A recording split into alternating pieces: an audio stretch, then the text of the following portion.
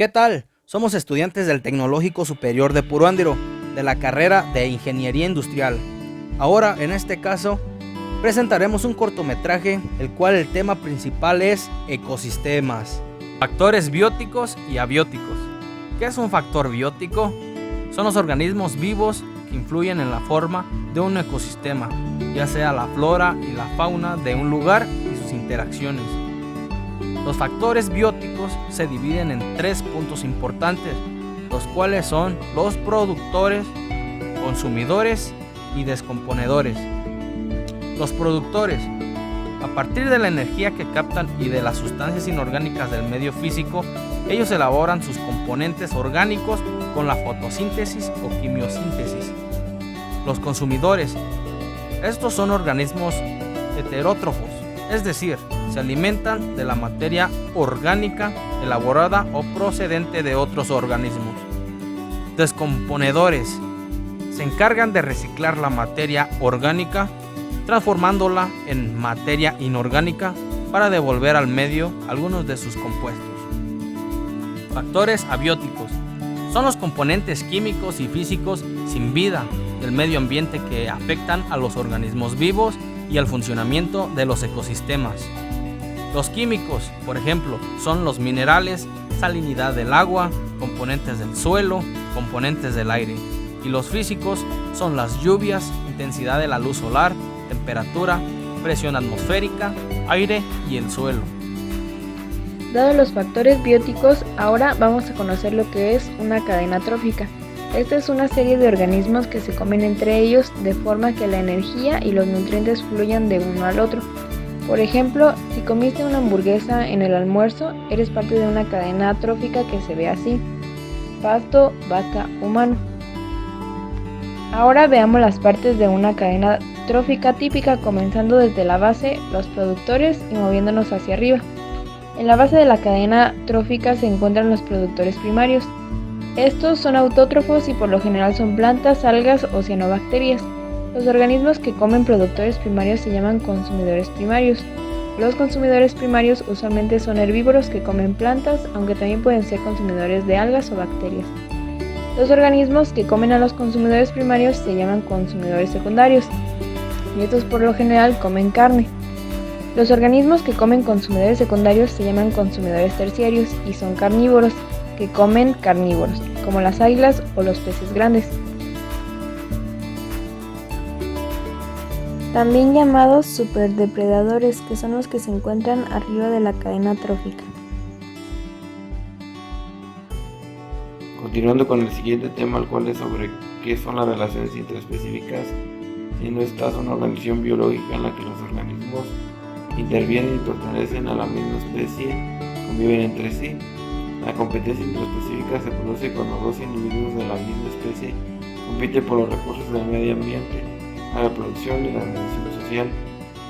Es decir, que existen varios tipos de relaciones interespecíficas, como son parental y monógama, un macho y una hembra con sus crías, por ejemplo la mayoría de aves.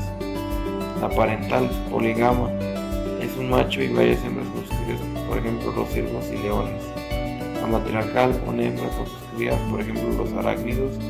La patriarcal, es decir, un padre con sus crías. Y por último, la filial, formada tan solo por los hijos que son abandonados por los padres, por ejemplo la mayoría de pescados e insectos. Bueno, después de haber explicado el tema anterior, ahora es momento de conocer qué son los ciclos biogeoquímicos. Los seres vivos en los ecosistemas obtienen la materia del medio ambiente, la transforman y regresan nuevamente al ambiente, donde este ciclo se vuelve a repetir una y otra vez.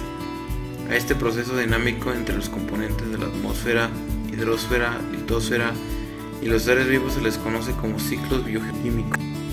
Existen diversos ciclos biogeoquímicos y se le llaman así porque incluyen las siguientes categorías: biológica, porque participan diversos organismos como los animales, vegetales y sobre todo microorganismos; geológica, porque influyen factores abióticos como son el suelo, aire y agua; químico, porque estos elementos se van transformando durante todo el ciclo.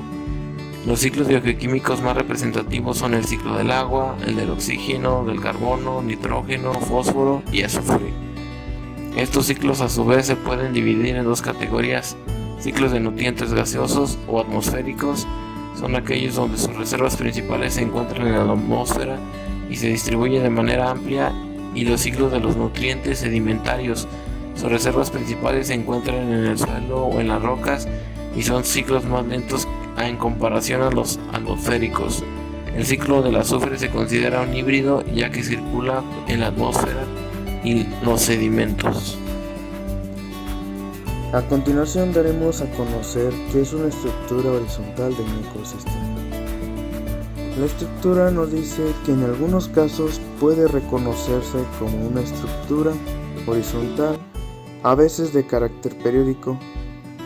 En los ecosistemas ribereños, por ejemplo, aparecen franjas paralelas y dependientes sobre todo de la profundidad del nivel freático. En ambientes perglaciales, los fenómenos periódicos relacionados con los cambios de una temperatura helada y deshielo. ¿Qué es una estructura vertical de un ecosistema?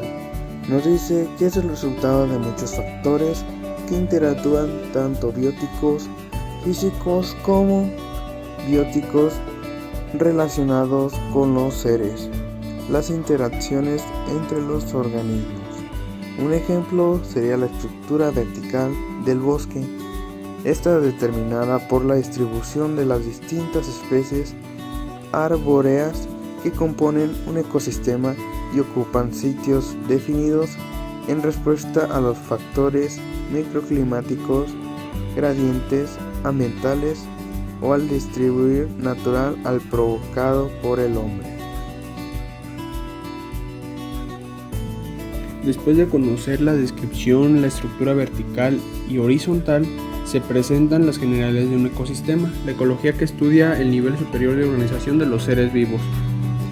Se presentan también los tipos de ecosistemas, que son dos: ecosistemas terrestres, que una de sus características viene dada de la tierra y hay organismos vegetales y su fauna. Ecosistema acuático, se distingue por desarrollarse en masas de agua. Podemos distinguir entre dos tipos de ecosistemas acuáticos, que son los de agua salada y los de agua dulce. Altitud del ecosistema. Una altitud elevada fomentada la exclusividad de las especies de vegetales y animales que viven en zonas montañosas de gran altitud están aisladas y por tanto son más exclusivas. Factores climáticos. Los dos factores climáticos más importantes para los ecosistemas son la luz solar, que es importante para el crecimiento de las plantas y proveer energía. La intensidad de la luz controla el crecimiento de las plantas. Las especies más abundantes son abejas, elefantes, orcas, leones, suricatos y hienas.